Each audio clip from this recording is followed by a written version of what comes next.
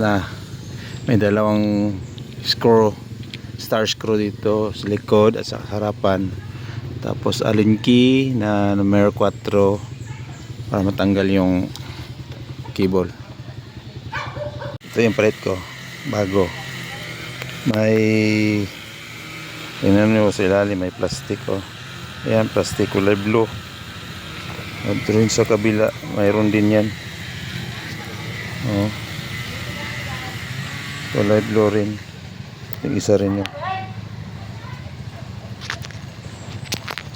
hindi matanggal, may rubber.